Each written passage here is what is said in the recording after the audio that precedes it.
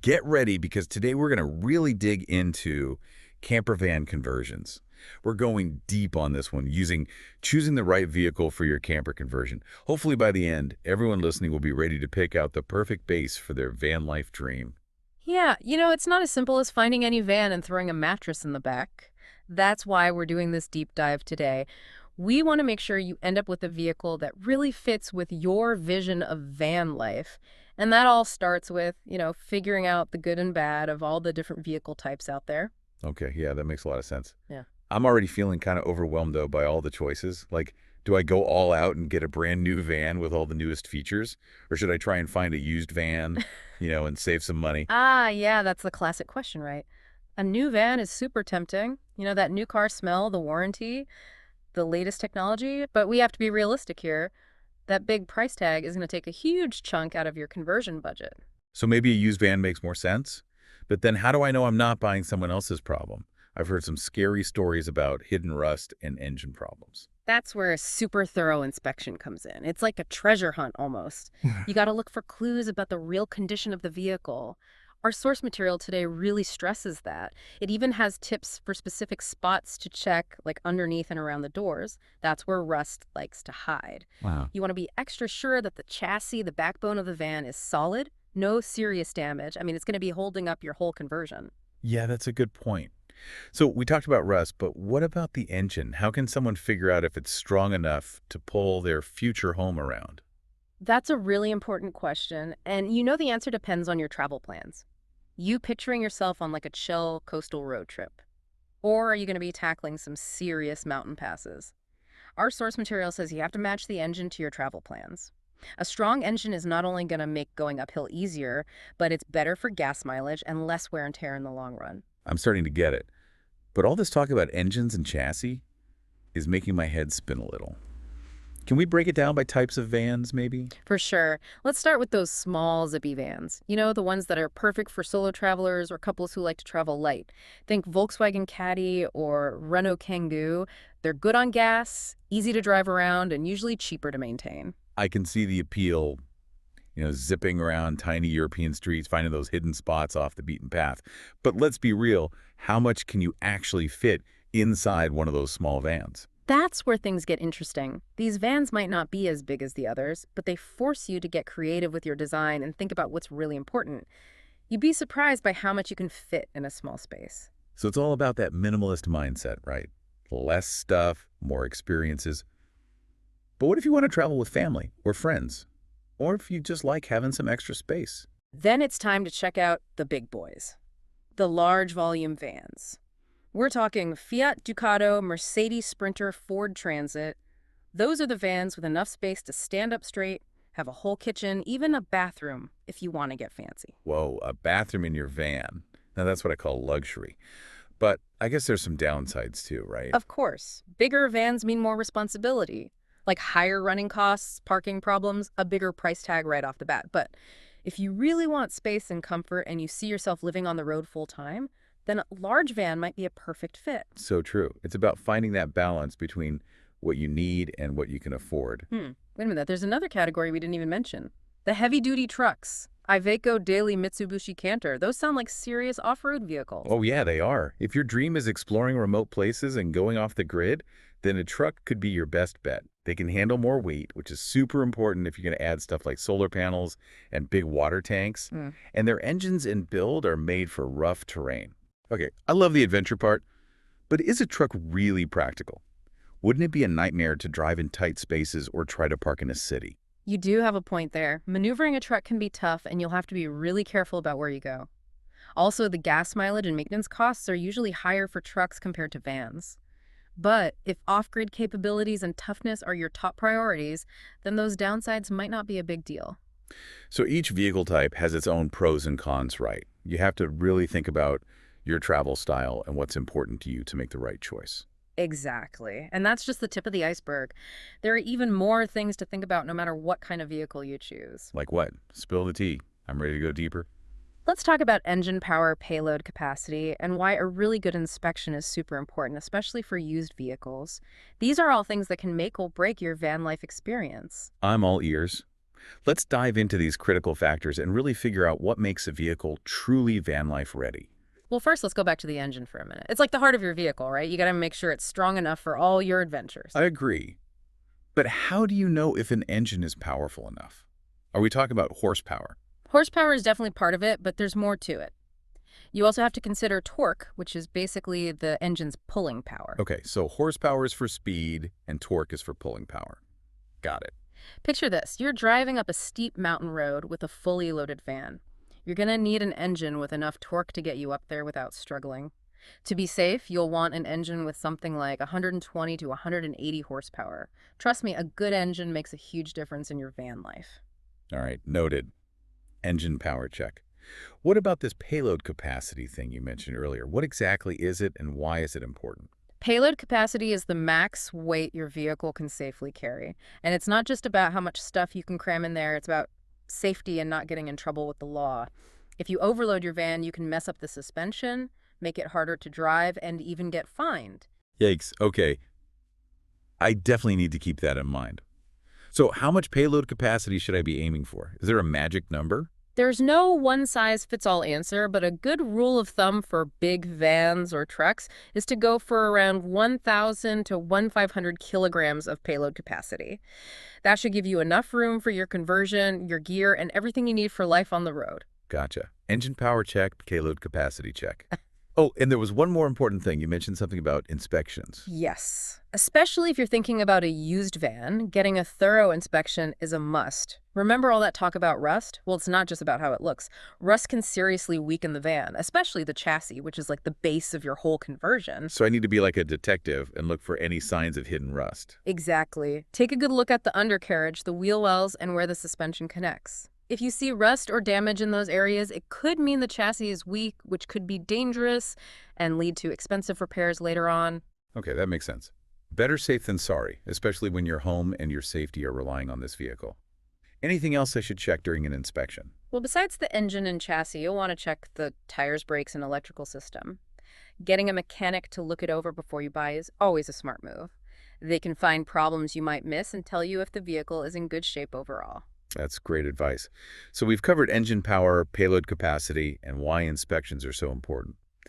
Anything else I need to consider when choosing a vehicle for my camper van conversion? Let's talk about some features that'll affect your comfort and convenience on the road. Things like how the seats are arranged, ventilation, and even how tall the vehicle is overall. Seating arrangement.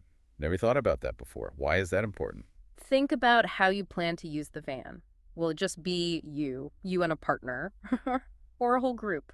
Will you need to easily add or remove seats? Some vans have more flexible seating options than others. You'll want to think about how that affects your layout and how much you can do inside. I see what you mean. If the seats are uncomfortable, those long road trips would be awful. What about ventilation? Is that something to worry about? Ventilation is super important, especially if you're going to spend a lot of time in your van. Good airflow stops condensation, which can cause mold and mildew. It also helps with temperature control and keeps the air inside fresh. So I need enough windows and vents to keep the air flowing. Makes sense. What about the overall height of the van? Why does that matter? The height of your van can limit where you can go, like you might not fit in some parking garages or under low-hanging branches on scenic routes. It's also something to think about if you want to put a roof rack or solar panels on top. So taller vans give you more headroom and storage space, but you might not be able to go everywhere. Shorter vans are easier to maneuver, but might feel cramped for tall people like me. It's all about finding the right balance, isn't it? You got it. Choosing the perfect van for your conversion is about thinking about your own needs, priorities, and travel style. It's finding that sweet spot between being practical, comfortable, and ready for adventure. I feel like I'm getting a much better handle on all the important stuff, but I'm still a little stuck on how to actually find the right vehicle. Where do I even start looking? Dealerships, online, asking around. All those are good options. But before you start searching, let's narrow down what you're looking for based on what we've talked about today. We've covered engine power, payload capacity inspections, and the features that are most important to you. Now let's turn that into a list of must-haves and deal breakers. Okay, I like the more focused approach. That way I won't get overwhelmed by all the choices. So when I'm looking at vans, what should I be watching out for? Any insider tips or red flags? Definitely. But before we get into all the details of vehicle hunting, let's take a minute to go over everything we've discussed so far. That sounds good to me. Let me digest all this awesome info before we move on to the next step of our van life adventure. We've covered a lot, from the different kinds of vehicles to all those important factors that'll really affect your van life experience. So now as you start hunting for the perfect vehicle, keep all those things in mind. I'm feeling way more confident and ready than before, but I'm still really curious about those insider tips and red flags you mentioned. What should I watch out for when I'm looking at vans online or at dealerships? First things first, always trust your gut. If something feels weird about a van or the person selling it, don't be afraid to walk away. Gotta trust my instincts. What else? Do your research. Look up the vehicle's history, check its reliability ratings, and read what other owners have to say about it. Oh yeah, the power of the internet. Exactly. And when you're actually looking at a vehicle in person, pay attention to the little things. Look for any signs of wear and tear rust or any repairs that look like they were done poorly. So I need to be like Sherlock Holmes and search for clues. Think of it as a treasure hunt. You're looking Yeah. for that hidden gem, a vehicle that's been well taken care of and is ready for its next adventure. I love that. Makes it feel less scary and more exciting. And don't be afraid to ask questions. Ask the seller about the van's history, its maintenance records, and any problems they know about. I'm gonna have a whole list of questions ready. And if you're looking at a used vehicle, it's always a good idea to have a mechanic check it out before you buy it. They can spot things you might miss and give you an honest opinion about whether the vehicle is in good shape. Okay. Adding mechanic inspection to my list. Definitely better to be safe than sorry, especially with such a big purchase. But let's say I found the perfect van. It's the right type, it's in my budget, it has a clean history, and the mechanic gives it the thumbs up. What's next? Do I just pay and drive off into the sunset? Whoa, hold on there. There are a few practical things to take care of before you hit the road, like insurance registration and any special licensing rules in your area. Oh, right. All the boring but important stuff. It's easy to get caught up in the excitement of finding the perfect van, but these legal and practical things are super important for a smooth van life experience. So I need to figure out insurance, make sure the registration is good, and check if there are any special rules for camper van conversions in my area. You got it. And don't forget about things like road tax and emissions standards, especially if you're thinking about traveling to different countries. Wow, there's so much to think about. It feels like a whole other level of planning. But it's all part of the adventure. Once you take care of these practical things, you'll be ready to hit the road with confidence and peace of mind. I'm feeling a mix of excited and nervous, but mostly I'm just ready to get started. This deep dive has been really helpful, and I feel like I know what I'm doing now. But before we finish up, is there anything else I should be thinking about as I start this journey? Well, besides all the practical stuff, there's a whole other side to van life, the emotional and philosophical side. Ooh, I like where this is going. Tell me more. Van life is more than just a way to get around. It's a way of life, Yeah. a commitment to simplicity, freedom, and adventure. It's about embracing the unknown, connecting with nature, and doing things your own way. Exactly. It's about breaking free from what society expects and creating your own path. But it's also important to remember that van life, like any lifestyle, has its own challenges and rewards. I'm ready for those challenges. Yeah. Bring it on. But tell me, what are some of the unexpected good things about van life? Well, one of the best things is the sense of community you find among van lifers. You'll meet people from all walks of life, share stories, and make real connections. I've heard that the van life community is super welcoming and supportive. That's so true. There's this shared love of adventure and a willingness to help each other out that's really special. And then there are the simple joys of van life, waking up to incredible views, cooking outside, and spending your days exploring new places and trying new things. It's about slowing down, enjoying the little things, and living in the moment. You got it. Van life is a chance to reconnect with yourself, with nature, and with the world around you. This has been such a helpful and inspiring conversation. I feel like I understand so much more about van life, not just the practical stuff, but the heart and soul of it too. And remember, this is just the beginning of your journey. There are endless possibilities and adventures waiting for you out there. I can't wait to explore all those possibilities.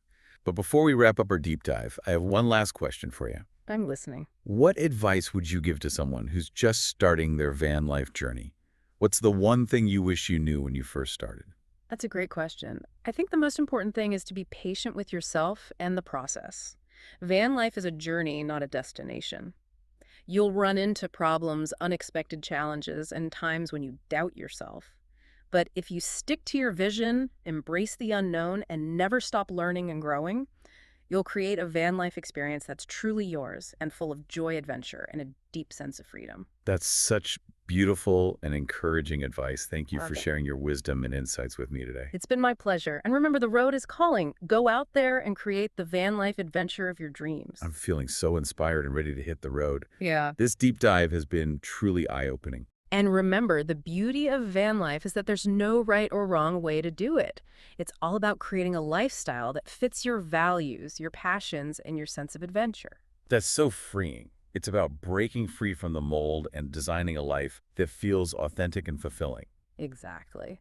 So as you continue on this journey, don't be afraid to experiment, to learn from your mistakes, and to constantly evolve your vision of van life. I'm embracing the journey in all its twists and turns, but I have to admit I'm still a bit curious about the legacy of these vehicles. I mean, the vans and trucks we've discussed today, they have such a rich history, often rooted in practicality and utility. It is fascinating, isn't it? How these vehicles go beyond their original purpose and become symbols of freedom, adventure, and self-expression. It's like they take on a whole new personality when they're transformed into camper vans. Think about the iconic Volkswagen bus, a symbol of counterculture wanderlust and a rejection of societal norms. Or the rugged resilience of a light truck echoing the spirit of explorers and pioneers who forged their own paths. It's amazing how these vehicles embody certain narratives and inspire a sense of connection to something bigger than ourselves. So as you embark on your own van life adventure, consider the stories these vehicles tell. Which narrative resonates with you? What kind of legacy do you want to create with your own camper van? That's such a profound thought. It's not just about choosing a vehicle, it's about choosing a lifestyle, a story you want to tell, a legacy you want to leave behind. And on that note, I think it's time to wrap up our deep dive into the world of camper van conversions. I can't believe how much we've covered. From the technical details of choosing the right vehicle to the emotional and philosophical aspects of van life, this deep dive has been an incredible journey. I hope you feel empowered and inspired to take the next step on your own van life adventure. I definitely do. And to all our listeners out there who are dreaming of hitting the road, remember the journey starts now. Embrace the possibilities, trust your instincts, and never stop exploring. Yeah, I'm feeling super inspired, and I think I'm finally ready to hit the road. This deep dive has been amazing. And you know, the coolest thing about van life is that there's no one right way to do it. It's all about creating a lifestyle that matches your values, what you're passionate about, and how adventurous you are. It's so freeing to think about. You can break free from the norm and design a life that feels real and fulfilling. Exactly. So as you go, don't be afraid to try new things, learn from your mistakes, and keep evolving what van life means to you. I'm ready for all the ups and downs of this journey. Yeah. But I'm still kind of curious about the history of these vehicles.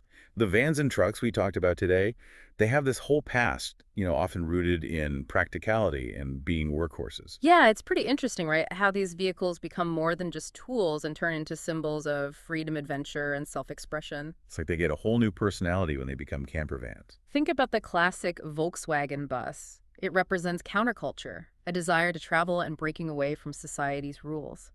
Or the ruggedness of a truck, like the ones used by explorers and pioneers who blaze their own trails. It's amazing how these vehicles tell stories and make us feel connected to something bigger than ourselves. So as you start your own van life adventure, think about the stories these vehicles tell. Which one speaks to you? What kind of legacy do you want to build with your own camper van? That's such a deep thought. It's not just about picking a van, it's about choosing a way of life, a story you want to share, a mark you want to leave on the world. And on that note, I think it's time to wrap up our deep dive into the world of camper van conversions. Wow. I can't believe how much we talked about.